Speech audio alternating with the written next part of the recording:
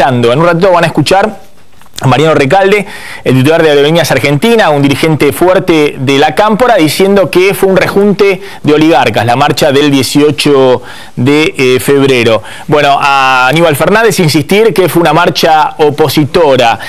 Algunas declaraciones muy duras de otros dirigentes respecto a lo que representó esa marcha y toda una movida en el ultra-kirchnerismo para hacer la contramarcha.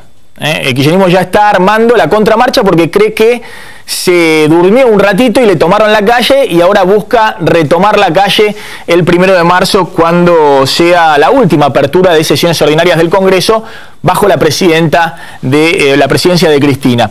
Bueno, en ese contexto las preguntas son varias. ¿El gobierno realmente cree que hay un ataque de la corporación judicial? Y ahí identifica la confirmación del procesamiento de Vudú por coimas y negociaciones incompatibles, el avance de Bonadío en la causa Otesur, que investiga a Máximo y a la familia Kirchner, y ya se empieza a hablar de si Bonadío no va a llamar a indagatoria próximamente por supuesto lavado de dinero a Máximo Kirchner. Bueno, toda una serie de movidas que está viendo en la justicia que el gobierno ve con muchísima preocupación. Y después está la pregunta también de fondo desde el punto de vista político. Si el 18F, si la marcha por Nisman, que también obviamente congregó a buena parte de los que están descontentos con el kirchnerismo, significa una interpelación para la oposición. Si puede haber, por ejemplo, una gran interna opositora. Si finalmente lo que quieren algunos sectores del radicalismo, que vayan todos juntos a una primaria, Massa, Macri y algunos dirigentes del Frente UNEN, se concreta o no. Y fundamentalmente, lo que muchos se preguntan es si la estrategia de Cristina de polarizar amigo y enemigo permanentemente, aún en un escenario tan delicado como es la muerte del fiscal Nisman, ¿a quién termina beneficiando desde el punto de vista electoral? Es decir, ¿cuál es el juego de la presidenta en todo esto? Más allá, obviamente, de las responsabilidades institucionales y de la preocupación que hay en muchos de que este es un escenario donde cualquier chispa puede encender un nuevo incendio. Pero bueno, un ratito vamos a estar analizando todos estos temas. Ya está en línea y me parecía importante hablar con él, y después vamos a hablar con nuestros colegas y amigos. Está Willy Cohen, está Martín Angulo, especialista en temas judiciales, está Eduardo Anguita, está Sonia Budassi y está el compañero Eduardo Serenalini aquí de Canal 26. Pero me parecía importante poder hablar con el fiscal que llevó la causa en los tramos definitorios, la causa del procesamiento de Amado Vudú por coimas y negociación incompatibles con la función pública de la causa Chicone. Ayer la Cámara Federal confirmó el procesamiento, el vicepresidente de la Nación está con una confirmación de un procesamiento de una causa muy grave, la más grave que tal vez que tiene encima, y me parecía importante hablar con el fiscal Vilelo, que es el que ha pedido en su momento la indagatoria de Vudú, el que ha insistido buena parte de la investigación junto con el juez Lijo, y que ayer 3 jueces más ratificaron lo que habían trabajado junto con el juez de primera instancia, el juez federal Lijo, y el fiscal Vilelo. Fiscal Vilelo, buenas noches, ¿cómo anda? ¿Qué tal? Buenas noches, Maxi, ¿qué tal? Bueno, 2 preguntas quería hacerle por un lado. Para usted, ¿está comprobado de que el vicepresidente Vudú cobró una coima de la familia Chicone? A ver, le voy a contestar lo que corresponde de acuerdo al procedimiento hasta ahora. Está comprobado con el grado de certeza requerido para un procesamiento que aparentemente el vicepresidente hizo una actividad tipificable como el delito de cohecho. La presunción de inocencia rige hasta la sentencia definitiva. O sea que falta el debate y falta la sentencia. Entre tanto, para esta etapa hay elementos suficientes como para llegar al debate. A ver, acá hay 4 jueces y usted como fiscal que por lo menos creen que efectivamente esto sucedió, que Vudú en la causa Chicone... Sí, bueno, si hace un poco de memoria, yo pedí inicialmente la indagatoria, es decir, yo tuve una discrepancia puntual con el doctor Lijo al comienzo de la causa cuando él llamó como testigo a los Chicones y yo pedí la indagatoria de del vicepresidente Vudú y de los Chicones. En el razonamiento de que, le voy a poner un ejemplo medio vulgar, pero que sirve para entender el razonamiento por lo menos, es que si estuviera prohibido que hubiera embarazadas, no se podía llamar indagatoria a la mujer sin llamar a quien contribuyó al embarazo. Es decir, esto no funciona si no es de dos. Entonces, indudablemente en ese mecanismo ambos estaban comprometidos, y creo que hay que dar explicaciones porque hay una sumatoria de indicios o de conductas que convergen hacia hechos. Está bien, nosotros hemos explicado el esquema del caso Chicone. Lo que usted está diciendo es que cuando hay lo que se llama cohecho, es decir, el pago de sobornas o vulgarmente conocido como coimas, hay alguien que recibe, que es el funcionario público, y el otro que entrega. Y el empresario es el que paga. Y el empresario es el que paga. No vale el argumento de que fui obligado, porque en realidad si alguien le pide, usted lo que tiene que hacer es denunciar. Y lo que ustedes han investigado y 4 jueces de alguna manera han certificado o han creído que está aprobado en esta instancia judicial es que Vudú recibió como soborno el 70% de las acciones de Chicone para levantar la quiebra de la empresa. Exacto. Es decir, recibió para ponerla en funcionamiento, ¿no? Hubo un aporte de capital y demás que también hay que rastrear, pero básicamente todo el mecanismo de poner en marcha Chicone se debió a recibir eso voluntario o involuntariamente, pero concretado por los empresarios, y además por las otras evidencias que a partir de eso transferida Chicone Calcográfica a The Allfound, empezó a moverse la maquinaria para conseguir contratos. Se canceló, que por eso hemos pedido el llamado indagatorio de Katia Doura, una compra de maquinaria en Casa de la Moneda que permitía imprimir los billetes sin necesidad de Chicone. Se canceló la licitación y demás. En el caso de The Allfound, dicen los jueces que era la cara visible para hacer negocios que el funcionario público Vudú no podía hacer por sí mismo. Exacto. Es decir, en realidad, dicho así ligeramente, porque además el fallo lo he leído a la disparada, porque ni siquiera ha bajado de cámara todavía, hasta donde yo tengo entendido, lo que la Cámara está sosteniendo es que precisamente The Allfound era una estructura en cabeza de Núñez Carmona y con el apoderado con Van de Brole para hacer negocios vinculados a Vudú. Es decir, que los verdaderos dueños de The Allfound eran Núñez Carmona, el amigo y socio de Vudú, y el propio Vudú. Exactamente. Y la última pregunta... a través de empresas también, ¿no? De otras empresas también. Exacto. Que eso además se está trabajando en el enriquecimiento ilícito, porque en el enriquecimiento ilícito se están investigando todas las demás empresas fantasmas y la situación de familiares, de la exnovia de Vudú, de los padres y de empresas que convergieron a hacer el financiamiento. Le hago una última pregunta, fiscal Dilelo. Vudú, con este tipo de delitos, si se va al juicio oral, si hay una condena en base a lo que han dicho hasta ahora 4 jueces, ¿puede ir preso? A ver, depende la condena y de que haya otras causas. Si es primario, puede o no ir preso según el monto de la condena. Hasta 3 años puede ser en suspenso si no hay otras condenas dando vuelta, y si, por ejemplo, no hubiera habido antes el juicio oral de los documentos del coche, porque entonces después hay que unificar pena. Entonces el último tribunal que juzga unifica las penas, y si el total de las penas fuera más de 3 años, en principio debería cumplir los 2/3. Los 2/3 de prisión efectiva.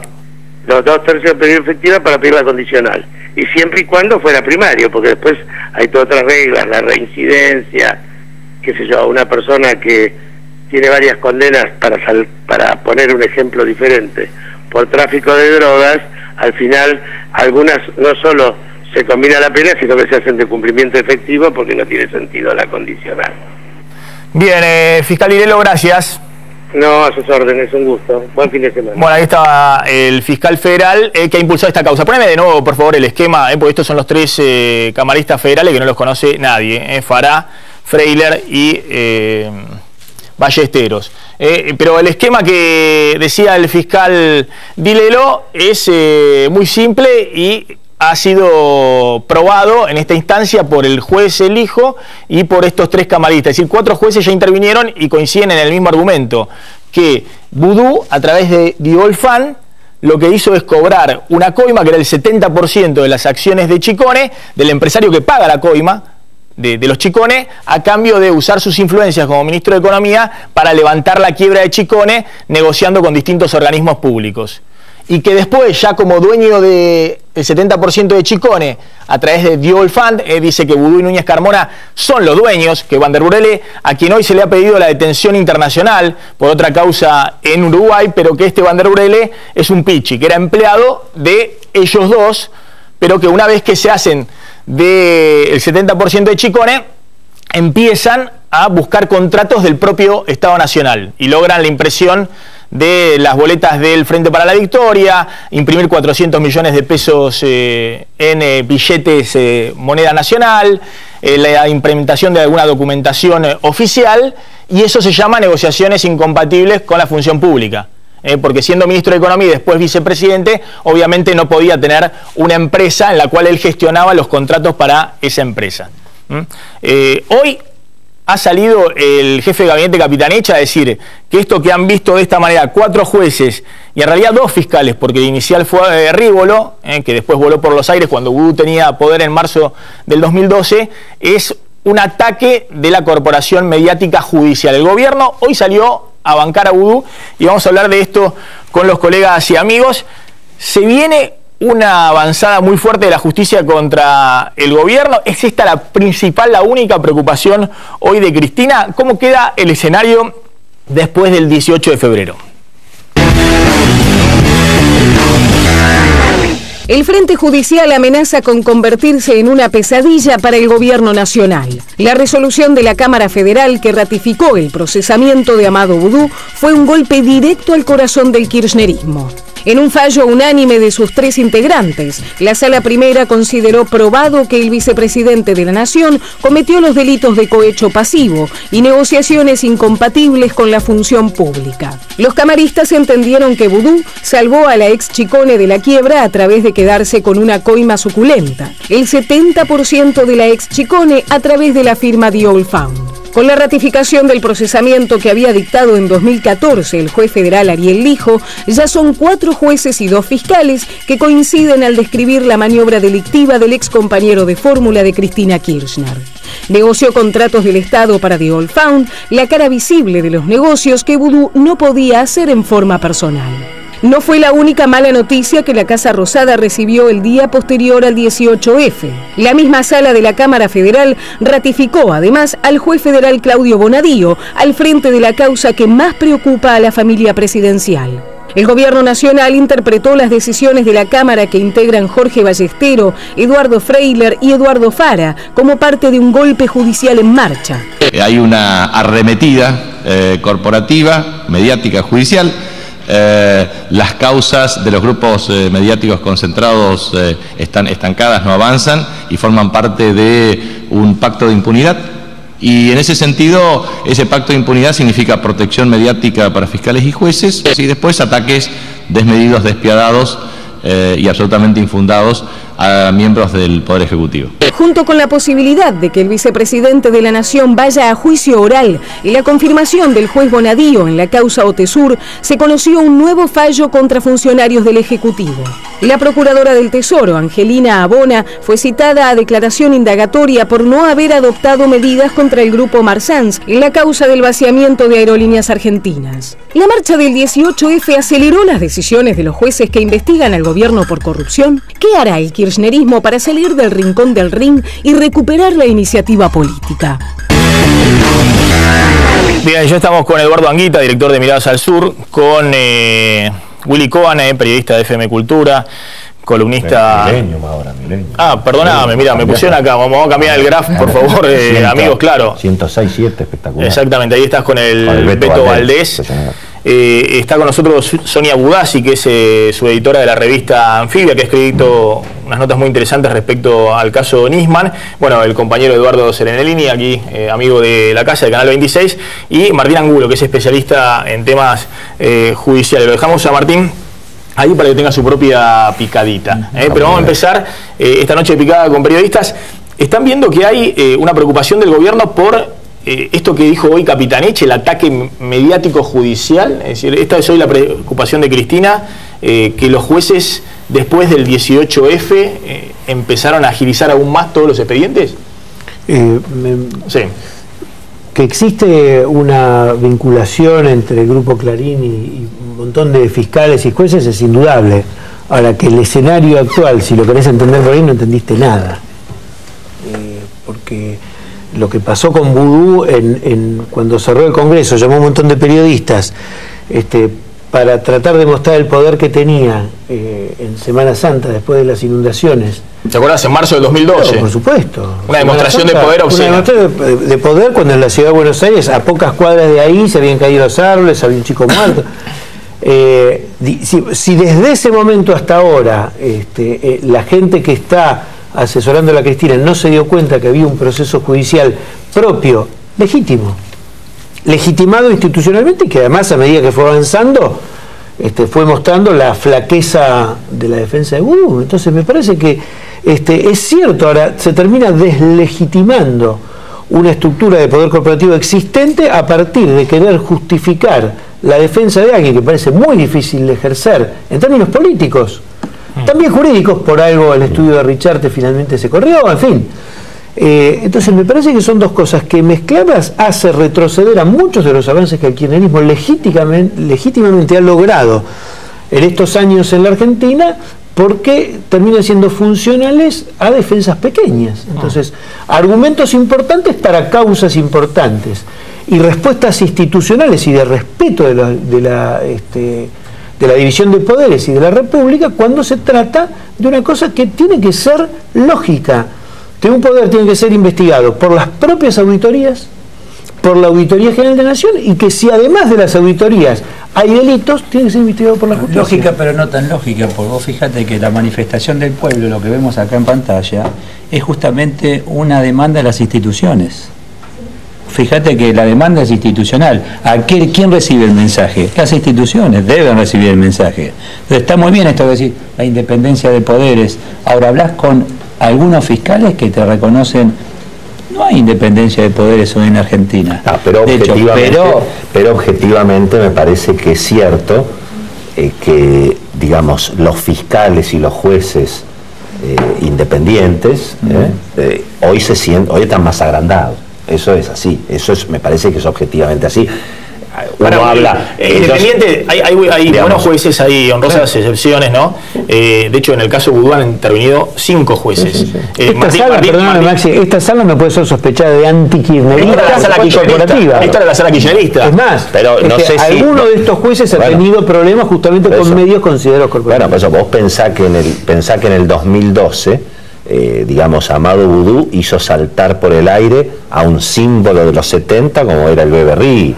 Y bueno, y hoy efectivamente la Sala 1 de la Cámara Federal, en un fallo unánime, que yo no sé si ese fallo se hubiera dado hace 2 años atrás, por supuesto no es consecuencia inmediata de la marcha, pero me parece que la marcha, y evidentemente ha generado en lo que se llama la familia judicial, por lo menos lo que uno escucha de los periodistas que hablan. ¿Le marcó la cancha a la familia judicial? Y no, pero en alguna medida hay como una... Yo creo que eso viene desde antes, y yo creo que las marchas, digamos, del 2012, sobre todo el famoso 8N, y bueno, generaron algún impacto. Yo creo que, por ejemplo, la decisión de la justicia de frenar al gobierno contra el Grupo Clarín, y en alguna medida tuvo que ver con esas marchas del 2012, como también creo que en su momento Sergio Massa se le anima a Cristina por el efecto de esas marchas. Es decir,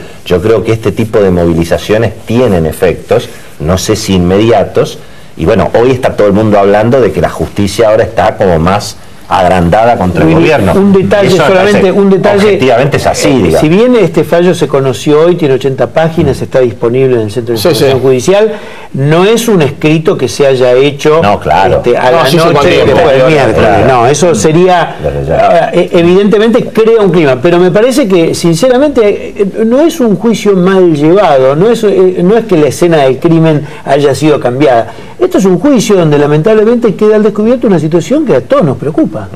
A ver, nos preocupa lo que pensamos una cosa y lo que piensan otros. Escúchame, pero revela, Eduardo, revela que un vicepresidente cobre coima es indefendible, digamos. Está bien, pero eso ya había pasado, eso ya se sospechaba antes. Yo creo que revela, mirando el 2012, el momento que Vudú lo hizo saltar por el aire a Rigui, y mirando lo que pasa en este momento, bueno, revela algo evidente, que es en definitiva lo que me parece que está ocurriendo, que es una pérdida, digamos, paulatina, tal vez normal, del poder de Cristina. Uno a Cristina la ve como la imbatible, la que tiene al peronismo en un puño, la que todos los gobernadores le hacen saludo 1, saludo 2, la que nadie le puede marcar la cancha, todo lo que dice Cristina. Pero la realidad... No, este es un momento de la realidad es la realidad. Este no es un momento de fortaleza del gobierno.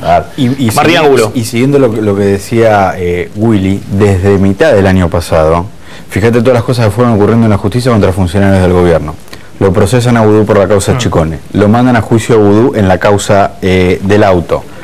Allanan Otesur, Bonadío en ese expediente. Lo aplauden a Bonadío en la asociación de magistrados. Citan indagatoria a LAC, que después se termina postergando para ahora principios de marzo. Nisman pide la indagatoria de la presidenta de la Nación por encubrimiento en tal vez el hecho más trascendente de los últimos 50 años del país, como fue el atentado a la AMIA. Confirman el procesamiento de Vudú, citan indagatoria a la jefa de los abogados del Estado, y todos los que están en tribunales, quienes tienen directamente las causas, te dicen lo mismo: esto va a seguir. Ahora, esto va a seguir y va para peor. Hacia ahora, ¿por qué comienza a aflorar? ¿Por maduración del proceso? No, Eduardo, pues porque está muriendo el gobierno. Claro. Bueno, por eso ambas cosas. Por eso yo discuto por ambas cosas. Yo discuto lo que dice Willy, los jueces independientes. Es cierto que el caso Vudú es un caso especial porque ha habido coincidencia. Yo leí el fallo del hijo, leí el fallo de la Cámara Federal y la verdad que nunca se ha visto tantas pruebas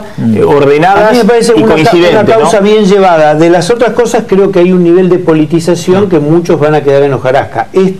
Yo creo que es diferente. Ahora, la pregunta es, y le pregunto a Sonia también, es lo lógico, pasó con el menemismo, pasa con el kirchnerismo. Más que jueces independientes son tiempistas, digamos, ven el final, algunos son buenos, cobran otros todo. son malos. Ahora cobran todo. Dicen, ahora tenemos, hay que reconocerle a Rafecas y a Rívolo, y por eso volaron por los aires, que esta causa la iniciaron cuando estaba el máximo poder del gobierno, ¿no? Sí, y pero con un agravante. Metió la pata, ¿no? Digamos, Rafecas lo corrió porque metió la pata, estaba mandándose unos mensajitos de un tipo lo quería ayudar, lo quería ayudar. Y con un agravante, todos te marcan lo siguiente: hay mucho enojo de la justicia con el kirchnerismo, a diferencia de lo que pasaba con el menemismo. Mucho más enojo. Justicia legítima, la designación de Gil Carbó, el querer meter a cuanto fiscal haya cercano en distintos cargos, la democratización de la justicia. Todo eso ha generado un clima y un malestar contra el gobierno como no se vio con el menemismo, y sumado a lo que también marcaban, el clima, el fin de época, lo huelen y lo saben todos. Sí, también creo que hay una cuestión interesante que nosotros tratamos en el medio de la conmoción generalizada por la muerte de Nisman, y gracias a que no tenemos que salir en radio, somos agencia de noticias, pudimos parar un poco la pelota, por más que teníamos como el ímpetu de seguir inmediatamente adelante y tratar de generar un poco de temple, también porque pertenecemos a la universidad, entonces podemos escapar un poquito a la lógica, a la Universidad Nacional de San Martín, sí, y tenemos la suerte de poder escapar un poquito a la lógica de la velocidad, y nos pareció que este acontecimiento de la muerte de Nisman en realidad es uno de esos grandes hechos que sirven para que afloren grandes conflictos sociales e institucionales. Y escribí una crónica junto a Andrés Fidanza en la que, a partir del perfil de Nisman, que también es otro tema, pudimos tratar de ahondar en estas zonas opacas que existen entre justicia federal y servicios de inteligencia, y acá viene también el tema de la independencia o no de jueces y fiscales. Desde luego que muchos son independientes y se manejan con total autonomía, pero es tremendo en Comodoro Pi cómo estas relaciones, más allá de los grandes escándalos como fue en su momento el de Ollarvide, se convierten en relaciones, digamos, naturalizadas, que son históricas, que se profundizaron durante el menemismo, pero que continúan hasta hoy. Digamos, hay fiscales y jueces, lo sabemos desde otras épocas, y son relaciones muy cotidianas y muy naturalizadas. Ahora te pregunto una cosa, esas relaciones, ¿no?, entre los servicios de inteligencia y los jueces, ¿no?, que tienen que ver a veces con el manejo y el trabajo, porque lo primero que hace un fiscal y un juez cuando tiene un secuestro extorsivo, cuando tiene cualquier causa, pide una intervención telefónica. Sí. Dice que piden 50, 60 intervenciones telefónicas por semana en Comodoro Pi. Todo el tiempo le piden a las 100 intervenciones telefónicas, que además hay que replantearse cómo se investiga en la Argentina, ¿no? Porque lo más fácil es investigar pinchando teléfono, digamos, pero no hay equipos de investigación más serios. Si no pasa lo que pasa en Estados Unidos, que la CIA se puede servir del FBI, por ejemplo. Claro, pero bueno, además de eso, el gobierno no se enoja. El gobierno no se enoja con la CIDE, porque durante 10 años tuvo en un puño a la justicia federal gracias a la CIDE, digamos, gracias a esta... Bueno, ahí lo que planteas vos, decís, en el menemismo no había tanta... Hay que ver si es por absoluta independencia o había demasiada dependencia, que entonces no nos tocamos, chicos. Acá me parece que quería volver sobre ese punto, me parece interesante. A mí me parece que justicia legítima es una cosa legítima. Podés estar de acuerdo o no, pero justicia legítima viene a poner en cuestión una vieja tradición de la justicia conservadora. Entonces, lo que a mí me parece que justamente porque la causa de Vudú, y lo hablas con abogados que siguen temas penales de este tipo, te dice, es una causa bien llevada. El hecho de que el gobierno haya puesto tanto esfuerzo en defender a Vudú le resta potencia en aquellas cosas que pueden ser interpretadas como verdaderos procesos de cambio. ¿Y por qué crees que lo banca Cristina? Bueno, a ver... Lo podría haber soltado el año pasado, que no era un año electoral. Lo pudo haber soltado, le pudo haber soltado la mano en cualquier momento. La realidad es que la argumentación que hacen funcionarios de primera línea como Capitanich para defenderlo en este momento, lo que hace es restarle fuerza a los mismos de justicia legítima. Más que preguntarse por qué lo sostiene, por qué lo trajo. Porque si vos analizabas un poquito el pasado de Vudú, y no muy inmediato, tenías un pasado, digo, ¿por qué lo trajo? ¿No? Era previsible. Una cosa de lo que decía Sonia, de las relaciones del poder político, de los servicios con los jueces, sobre todo con los jueces federales. Tiene relación con todos los poderes, y ningún poder, y menos el político, en los últimos años ha intentado hacer algo para cambiarlo de manera legítima. Gustavo Vélez le propuso en el inicio de la gestión a Néstor Kirchner un proyecto para licuar el poder de los jueces federales y unificar ese fuero con el fuero de instrucción, y que de esta manera las causas políticas no queden en manos siempre de los mismos jueces. Es un proyecto que nunca avanzó. A ver, escuchen, esto es algo... Los jueces son siempre independientes. Son independientes, digamos... Juegan la propia. Juegan la propia con el gobierno, cuando el gobierno tiene poder, y después juegan la propia. Pero evidentemente, en la pelea que planteó el gobierno contra la justicia, que digamos Eduardo dice conservadora, digamos, esa pelea me parece que la está perdiendo el gobierno. Es decir, me parece que justicia legítima ha perdido esa pelea. Primero la perdió el gobierno cuando no pudo imponer la reforma judicial, y me parece que ahora la está perdiendo políticamente. Hoy me parece que quienes tienen más banca en la sociedad y quienes se sienten más fortalecidos son los sectores, yo creo, mayoritarios de la justicia, que no están con justicia legítima. Yo creo que justicia legítima es un movimiento minoritario en la justicia. Sí, a ver, un segundo, vamos a hablar... Que es un problema para el gobierno. Después volvemos sobre la justicia. Me interesa el post-18F, ¿no? Cómo reacciona el gobierno, sobre todo porque miren lo que publicó La Política Online, ¿no? Mariano Recalde, ayer... en un acto del justicialismo en la capital, un plenario del justicialismo en la capital, planteando el día después de la marcha. Escuchen cuando habla de que la marcha fue un rejunte de oligarcas, que fue vergonzosa, que ahí estaban cómplices de los asesinos, y que por un ratito al kirchnerismo le ganaron la calle, y la idea ahora es recuperarla, ¿no? Y esto viene a cuento de que ya hay una movida grande para hacer una especie de contramarcha el 1 de marzo. Míralo a Recalde, el presidente de Aerolíneas. Está acá arriba del escenario Juan Cabandier, que representa la política de memoria, verdad y justicia que lleva y llevó adelante este gobierno desde el 25 de marzo de 2003, y que es la contracara de la marcha que vimos ayer, de la vergonzosa marcha de los que fueron cómplices de la impunidad, de los que fueron cómplices de los delincuentes y asesinos de este país. Esa oligarquía histórica y representada en distintas corporaciones nos madrugó con una de las operaciones políticas más nefastas que ha vivido la democracia argentina. La verdad que nos madrugaron y hasta nos ganaron la calle por un ratito. Bueno, ahí estaba Mariano Recalde, ¿no? El titular de Aerolíneas. Crítico, evidentemente crítico Recalde de la estrategia de la presidenta respecto del caso Nisman. Cuando Recalde dice nos madrugaron, ¿qué es lo que está diciendo? La presidenta se tendría que haber puesto en otro lado, evidentemente. Ahí hay una, me parece... Sí, pero durísimo, durísimo. El tono, eso es, claro, es una interpretación muy generosa, pero el tono de él no indica eso. No, es terrible, terrible. Es previsible. Indica, no, bueno, pero... un enojo... Está bien. Willy, es la estrategia de la estrategia de amigo-enemigo. Lo mismo que pasó con el campo. Eso es ahí es el calco, el gobierno está reaccionando de la misma manera, con la misma palabra. Porque en el campo había una lucha legítima de intereses. En eso seguro que discrepamos. Cuando vos pedís justicia, estás usando algo de valor universal que lo puede hacer él o vos o yo. Es como la asignación universal por hijo. No, pero me parece que Eduardo lo que plantea, me parece Mariano Recalde, es nos madrugaron después de la muerte de Nisman. Lo que él está diciendo es la muerte de Nisman fue utilizada por los gorilas en el planteo de Recalde y nos madrugaron. Me parece que eso es lo que él está planteando. Bueno, por ahí me equivoco, no soy exégeta tampoco. Voy a lo siguiente, la marcha esta, independientemente de quién la convoque, que yo las personas que la convocaron, yo no tengo confianza en esas personas, pero utilizaron algo que la sociedad es sensible a eso. La muerte. La muerte, primero la congoja por una muerte, sí. El miedo que produce una muerte. El homenaje que Cristina no hizo, que el Estado no hizo.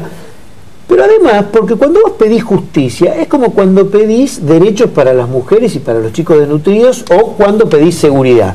Cuando fueron las marchas Bloomberg, Néstor trató de meterse en eso, interpretar y después, por supuesto, conducirlo.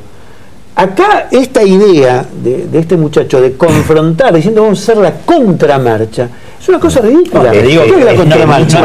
¿Qué es la contramarcha? Es que Nisman se había convertido. Es que lo que pasa es que la historia viene, me parece, un poco de lo que aquí planteaba el amigo a propósito de la batalla que venía entre el gobierno y la justicia.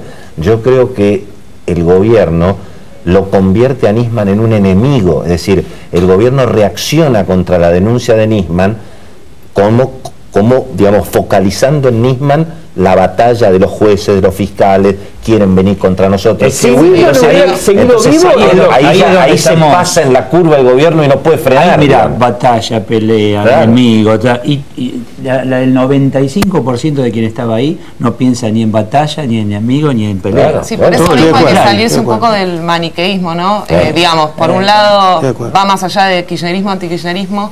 Digamos, el tema de la justicia, también nosotros estuvimos haciendo trabajo de campo con un sociólogo durante la marcha y muchos medios subrayaban o no el tema de que era una marcha de la clase media, pero la clase media en sí misma, según ese artículo de Hernán López, incluye muchas tensiones al interior, digamos, no solo tiene que ver con una cuestión económica, para muchos justicias, incluso la justicia social, para otros justicia era el esclarecimiento del crimen de Nisman.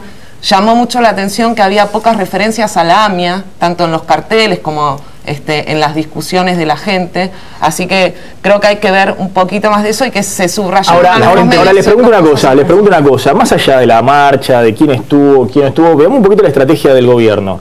Cristina fue desde el primer momento con la polarización. Esto del caso Nisman fue lo mismo que el caso del campo, fue lo mismo que el enfrentamiento con Clarín. Polarización, amigo, enemigo.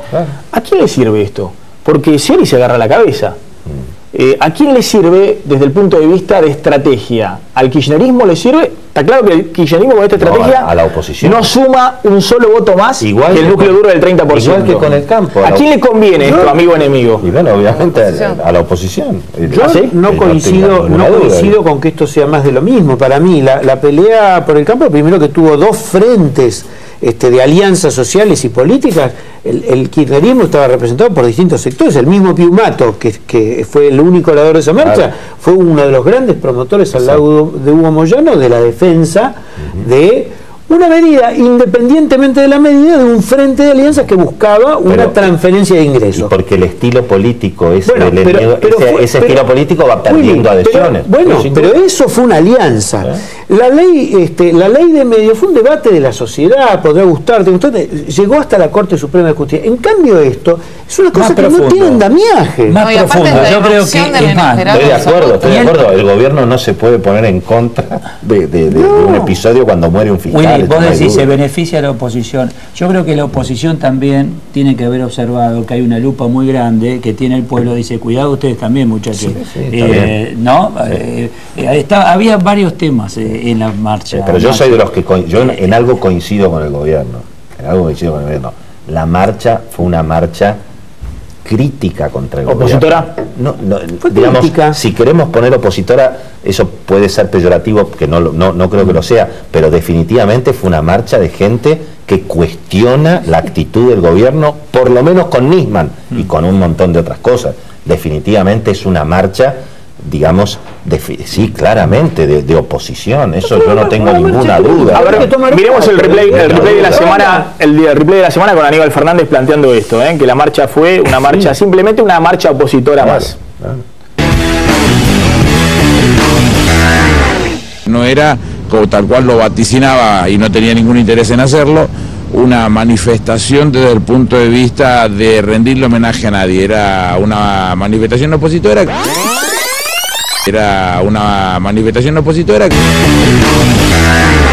Claro, pero fue una flor de manifestación opositora. Ese es el problema para el gobierno y creo para quienes tienen que defender los colores del oficialismo este año. Vos fijate, en la provincia de Santa Fe, el peronismo ni siquiera puede encontrar candidato. Es decir, evidentemente está mostrando, me parece, un humor de la sociedad que claramente se aleja, creo yo, del cristinismo, ¿no es cierto? Es decir, la posibilidad de Axel Kicillof, candidato a presidente, yo hoy la veo más lejos.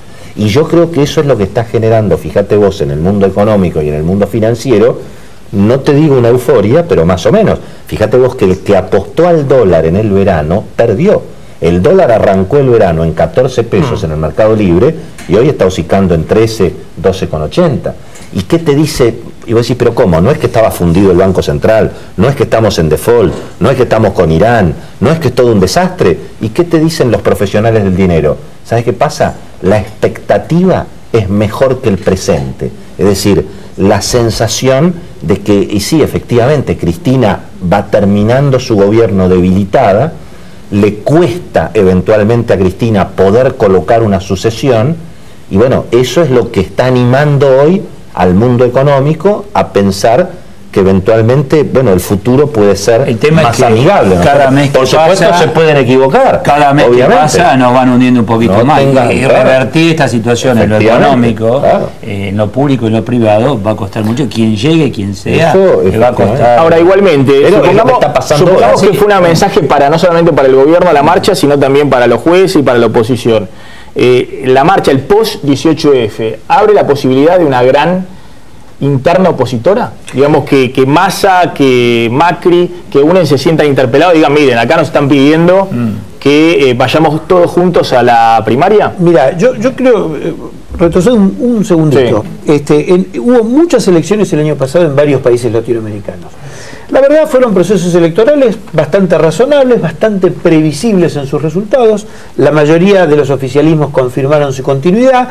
No hubo golpes desestabilizadores, ni blandos ni duros.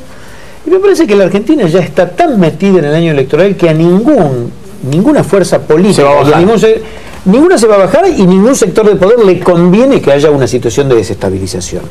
El gobierno, si lo mirás en su proceso largo de 12 años, en realidad llega muy entero, porque tiene poder en la Cámara de Diputados, poder en la Cámara de Senadores, porque tiene un juego de cara a las PASO que le permite a Cristina, como el otro día hizo Natucha, acercarse a Scioli. Es decir, yo creo que hay mucho juego.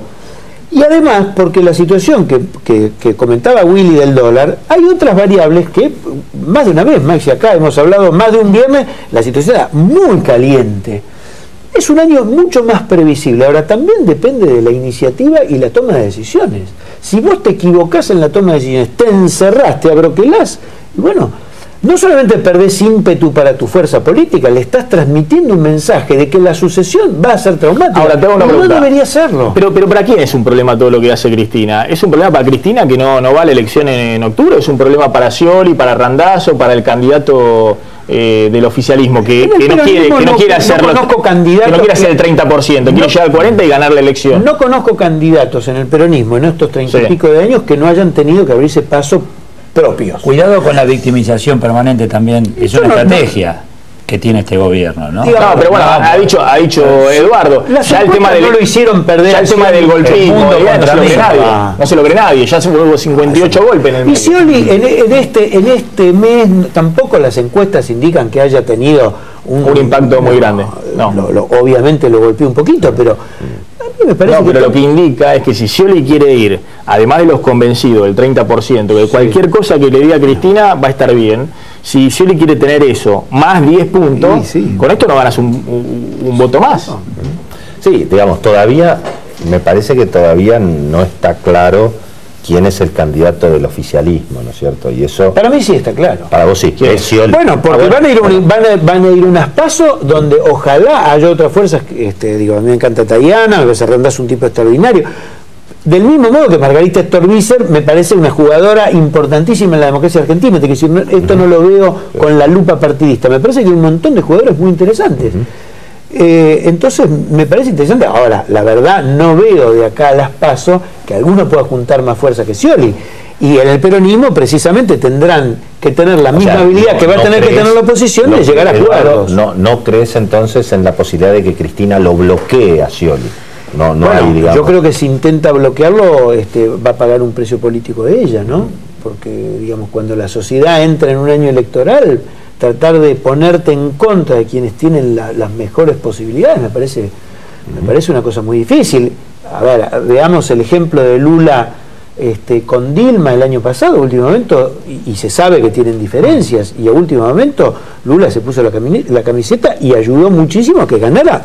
Y ganó por poquito. Bueno, de hecho ya es insólito que en el año electoral todos estemos hablando de Cristina y no del candidato del oficialismo. El peor candidato para la oposición, desde mi punto de vista y por lo que he escuchado hablar en el campamento de Massa y de Macri, obviamente Scioli. Scioli es la peor noticia como candidato, más allá de que tiene que remontar mucho, obviamente, y necesita una economía. O sea, Scioli necesita el plan que pide Miguel Bain, que es dólar quieto y salariazo. Y eso es lo que ocurre este año. Bueno, más o menos si lo pueden administrar, el tema es qué haces con la inflación. Pero digamos, el tema es que dejas en diciembre. Sí, pero eso es otro problema. Vas a dejar menos reserva, más China, entonces, ahí yo creo más yuanes chinos. Y después me da la sensación que entre Macri y Massa ya no hay mucho más que hablar. Digamos. Macri, no hay forma de llegar a Macri, por lo que yo sé, Macri tiene el convencimiento de que es ahora o nunca. Él va a ir con el mensaje de que hay que darle la oportunidad, digamos, a que gane una fuerza que no sea el peronismo. Está muy onda Lilita Carrió, Macri, en ese sentido, me parece. Y bueno, por eso yo creo que está leyendo las encuestas. ¿Esta estrategia de Cristina favorece a Macri? Algunos dicen que, bueno, mirá, lo favorece a Macri porque genera esta polarización. Pero vos decís que lo favorece, que ella conscientemente lo quiere favorecer. No, pero un Scioli con vida, ella quiere fortalecer el 30%, ni un voto más ni un voto menos. El 30% para condicionar a Scioli y a Randazzo. Tampoco Bachelet Chile, ¿no? Sí. Pineda y vuelvo. No. La Argentina no. ¿Entendés? Claro. Bueno, ¿no? Argentina no da para eso. No da para tanto, ¿no? Argentina no es tan civilizada. No es tan civilizada. Bueno, no digo, porque puede ser una estrategia. Ni tan dividida socialmente con castas. Esto tiene mucha más movilidad, tiene mucha más ventaja la democracia argentina. Escuchame, estamos hablando de Vudú que está con el doble procesamiento, siendo vicepresidente de la Nación. ¿Te imaginás en el 2016? Pero ¿dónde va a estar? Hay un dato. ¿2016? el año que viene va a estar todos los días en tribunales. Bueno, si nos comparamos con otro país, que yo hoy escuchaba Venezuela, hablaba hace un ratito con Berenice de Radio Caracas, cómo pinta, cómo está hoy la situación de Venezuela y en lo económico, y te digo que tenemos un paralelismo en algunos puntos. Claro, pero da la sensación de que Venezuela estamos bárbaros. Claro, bueno, pero Cristina no podría, digamos, meter en cana a Macri y a la doctora Carrió. Pero no puede ni tampoco. Por eso digo, por eso el dólar bajó de 13. Pero por eso, pero viste la brecha que tiene. No, pero mucha gente, mucha gente se pregunta, ve lo de Venezuela y dice, che, acá puede pasar lo mismo. No. Y bueno, yo creo que eso... Convengamos. A ver, todas las cosas que sigue, pero escúchame, la denuncia de Nisman, ustedes lo analizaron más las cosas, pero la denuncia de Nisman no tiene ni pie ni cabeza. Polichita se quedó con una pelota que lo van a patear de todos lados. Ven bien que va a ser un gran escándalo político. Bueno, pero acá el tema es probar que Irán fue... vos tenés que probar que Irán fue el país responsable de atentados, cosa que no se va a poder probar. Bueno, que es lo de que la justicia argentina cree en una primera instancia. Por lo menos pusiste el carro delante de los caballos. Canicoba Corral debe creer que el principal responsable es Irán, si no hubiese pedido la detención de esos. Está bien, pero él dice que él mismo dijo, yo le pedí al fiscal que investigara por lo menos las 3 pistas. Pero digo, sinceramente, lo de Polichita no tiene ni pie ni cabeza. Legitima toda esta acción, que él siga adelante, de última se demuestre, se investigue y se demuestre que no tenía sustento, que es lo que vienen diciendo los juristas. ¿Ves bien que no se presente el lunes en el Congreso?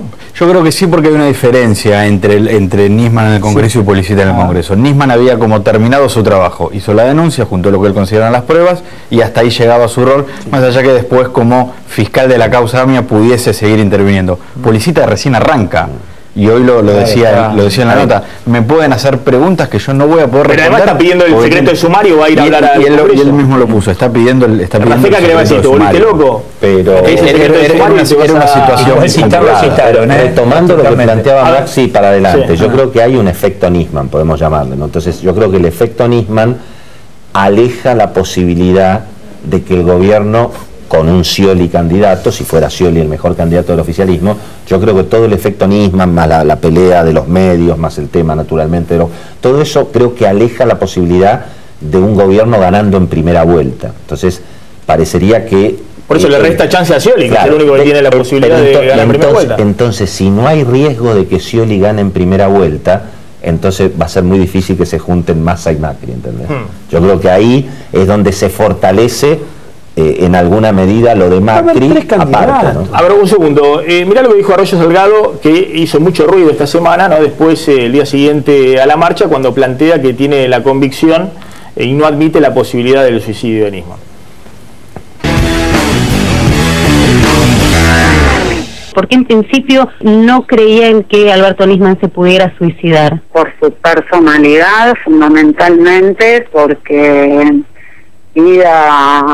no entiendo que no tenía motivos, y por su personalidad fundamentalmente. Era una persona que de ningún modo yo admito esa posibilidad.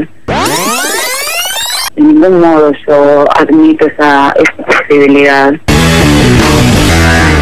Sonia, de alguna manera como que estamos jugando en la Argentina con la idea de ojalá sea un suicidio. Sí. Porque parece ser demasiado intolerable la posibilidad de un homicidio, ¿no? Planificado obviamente por altos profesionales o la hipótesis, digamos, que lanzó Cristina, la última que se le escuchó a Cristina, de que esto fue un asesinato y le tiraron un muerto al servicio.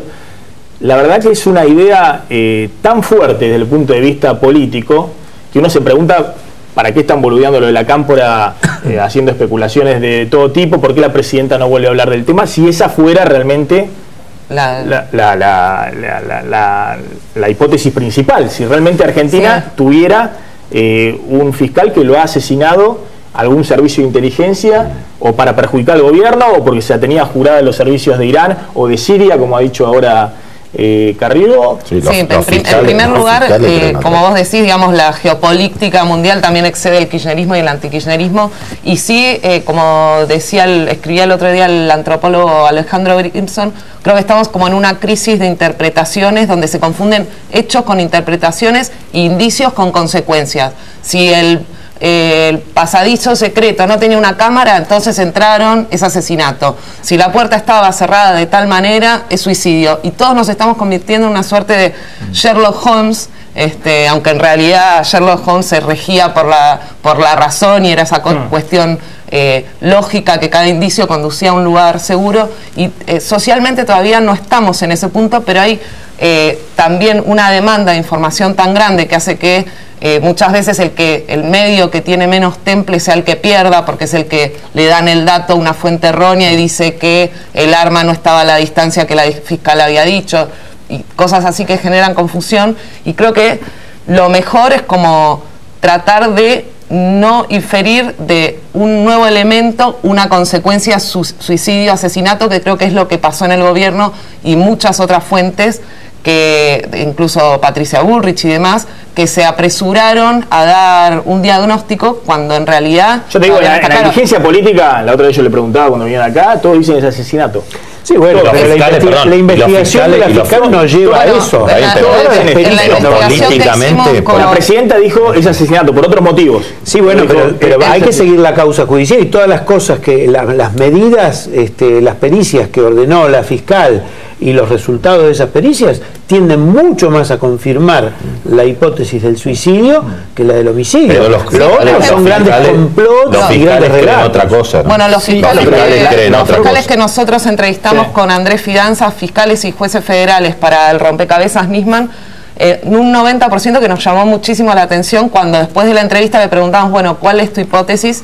Había una fuerte mayoría que creía en la hipótesis del suicidio, incluso que tenían teorías que uno tiene que tomar, digamos, con pinzas, aunque muchas sean verosímiles. Digamos, acá se juega también la lucha por lo creíble y la verosimilitud. Pero un fiscal que hablaba de las conexiones de Alberto Nisman con distintos servicios de inteligencia y los más extremos, Sonia, hasta llegan a decir que era un agente y que por eso habría podido hacer este tipo de operaciones, digamos. Un agente que no estoy suscribiendo esa teoría, ¿no? Pero muchos la afirman, que ya tiene un vínculo acordado sin extorsión de por medio con determinado servicio de inteligencia, y parte del procedimiento es, bueno, si lográs tal cosa, tenés la Procuración General o sos presidente del Congreso, y si no, te mandan un arma. Vamos a una cosa, Nisman para investigar el caso de la AMIA, quiere ya no va y le pone Estiuso porque no le puede investigar. Estiuso venía desde el 94, los fiscales que están ahí, porque es legal, digamos, los servicios de inteligencia son la herramienta. No había forma de investigar la AMIA sin la pero los fiscales que llamaron a la marcha, porque creen que el gobierno fue contra ellos. Sí, pero un fiscal, los que llamaron a la marcha, por lo menos. Cuando un fiscal tiene una investigación, conduce la investigación. Otro fiscal que no tiene esa investigación no sabe. Por supuesto. Entonces, la opinión de un fiscal es tan válida como la opinión de un carpintero en este caso. Vos solamente tiene sentido. Con un poco más de experiencia. No, está bien, pero justamente por tener experiencia, vos no debés emitir un prejuicio de algo que es una investigación en curso. Entonces, a mí me parece que hasta ahora lo que está haciendo la fiscal Fein no está mal. Ha tenido que soportar muchas presiones, está llevando a cabo no solamente las investigaciones que ella misma ordenó, sino las que le pidió Arroyo Salgado, pero la doctora Arroyo Salgado no piensa lo mismo que vos. No piensa lo mismo, pero ella se hace cargo que la investigación no tiene la impresión que le excede un poquito a la fiscal, pero pobrecita, ¿qué te parece? Que dicen que es una buena fiscal para investigar un homicidio de, no sé, los barrios. Prefiero una fiscal que no esté contaminada y que se está por jubilar y que tenía el crucero reservado a uno de estos fiscales que ya tienen todo el equipo de Sherlock Holmes y de la Siria atrás, viejo. Llamó la atención por lo menos declaración de la joven esta, de la declaración en sede judicial. Bueno, fue en sede judicial. Pero aparte, fíjate, si sale la chica a hablar a un medio y cómo salta la fiscal y se pone al nivel de esta joven. Vamos, y es juez y parte. Exacto. Juez y parte. Entonces, hoy la chica cuando fue dijo, pensé que me iba a tratar mal. Claro. Eso le dijo. O sea que esa chica fue con miedo, se le cayeron a media. Pero como si la fiscal que le está haciendo las preguntas es la que está acusada. Porque, es una cosa de locos eso. Eso tendría que haber sido un proceso en otro juzgado.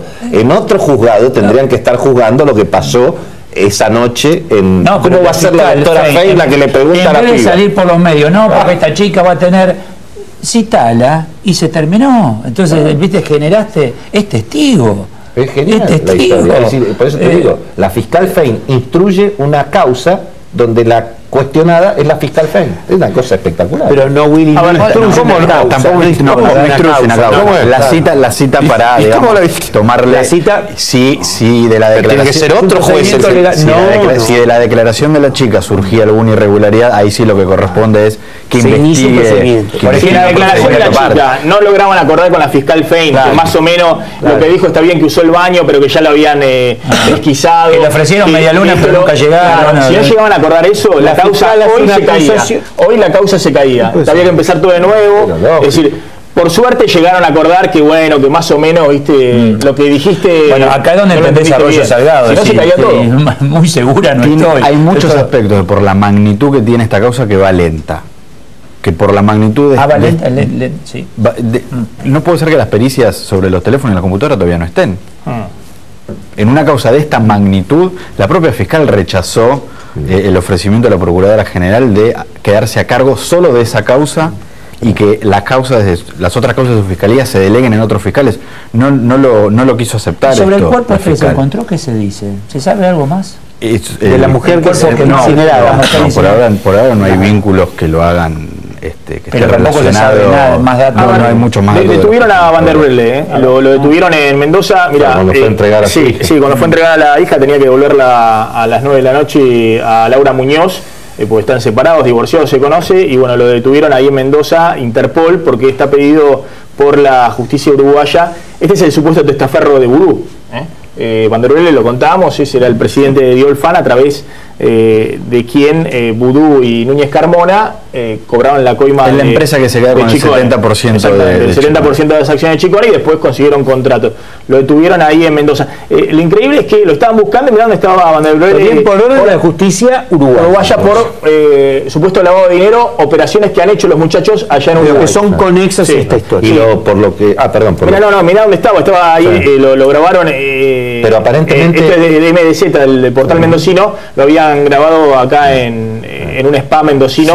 Estaba muy preocupado Vanderbilt por la confirmación del procesamiento. Mirá el temor que le genera la justicia argentina a Vanderbilt. Esto fue, no sé si ayer, estaba en un spa mendocino, hablando por teléfono. Es que aparentemente hay quejas, yo no lo sé, pero escuché que... Terror genera la justicia argentina a los que persiguen. No, pero es que aparentemente hay quejas de la justicia uruguaya contra la Cancillería argentina en función de las trabas o las demoras para no soltarlo que habría puesto porque en definitiva, como bien dijo Eduardo, fue Interpol por una orden de la justicia uruguaya, no porque se lo considere culpable a Vanderbilt, sino porque lo han citado 2 veces a declarar y nunca fue. Entonces, en principio, lo lleva Interpol a declarar a Uruguay. A indagatoria. Exacto. A indagatoria, porque no se presentó en todas las indagatorias. A ver, algo que nos quedó ahí dando vuelta. ¿Escucharon lo de hoy? Salió incluso en Radio Latina, en Al Máximo, en el programa de la mañana, lo puede sacar a Pino Solanas. Porque hoy salió la versión de que va a jugar con Massa en la ciudad de Buenos Aires. Mira, lo que estamos hablando de cómo se redefine la oposición. Y Pino me dijo, con Massa tenemos muchas coincidencias. Lo que pasa es que creo que después salió más tarde en la radio a decir que no haría una alianza con Massa porque es neokirchnerista, ni con Macri y demás.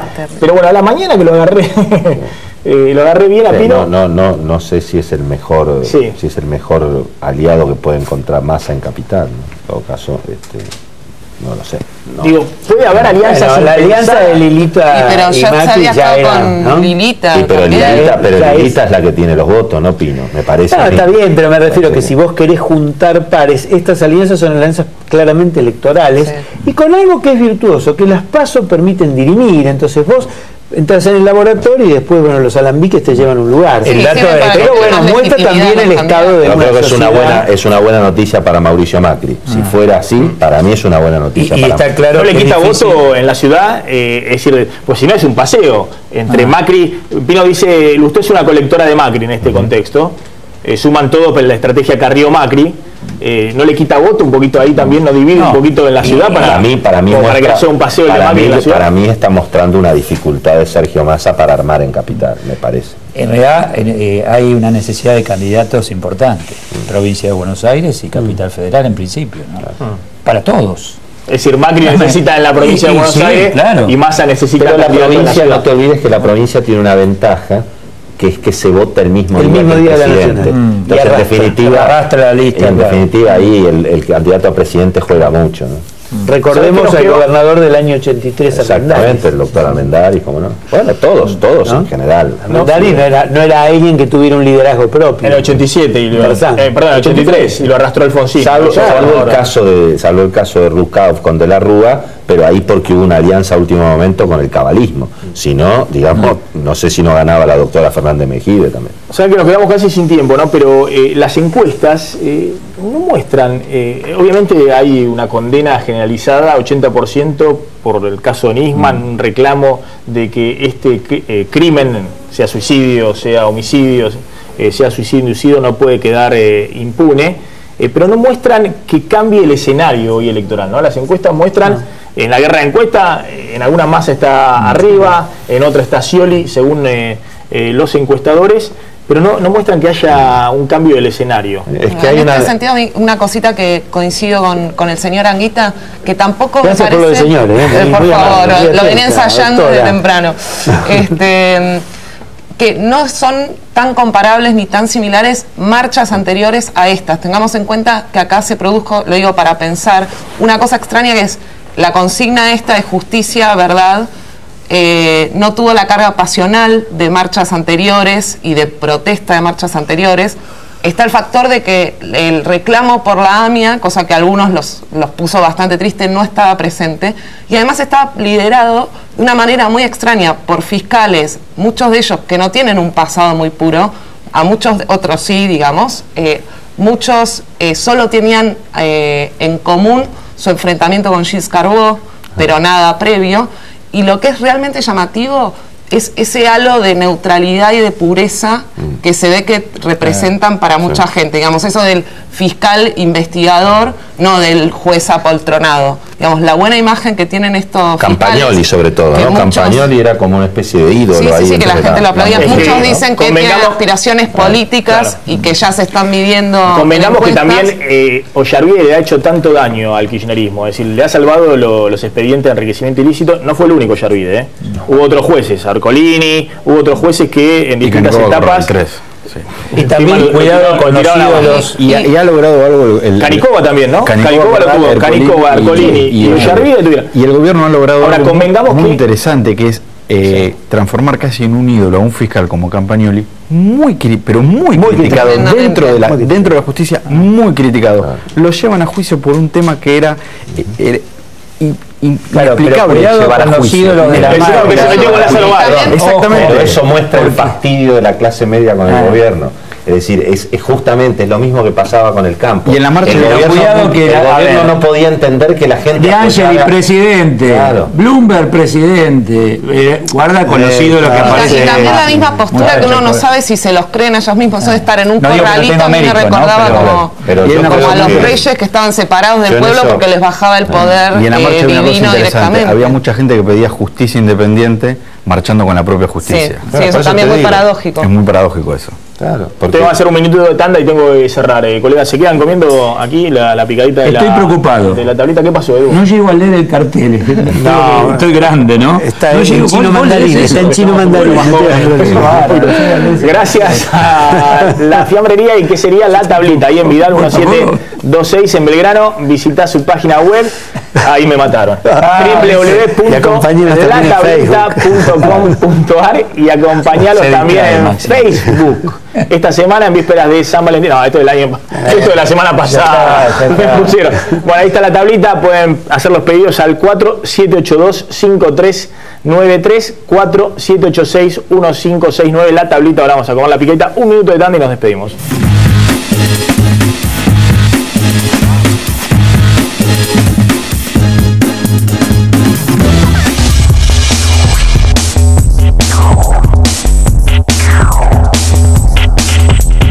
Calzado de seguridad ATT. Zapatos y botines certificados por las más altas normas de seguridad y la máxima calidad. Más información en attcalzados.com.ar. Ponete la camiseta. Galeno, tu mejor elección. Messi está bien cuidado. Galeno 1825. Tu primer plan médico. Llámanos al 0800-777-4253.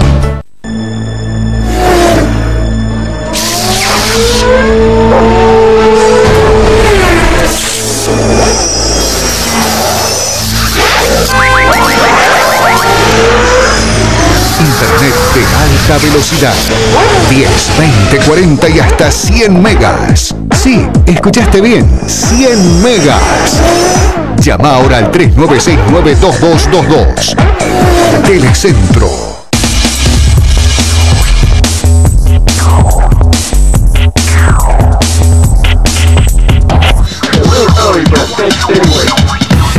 Bien, nos estamos despidiendo, me despido desde acá y quiero recomendar el último libro de Sonia Budassi, La frontera imposible, Israel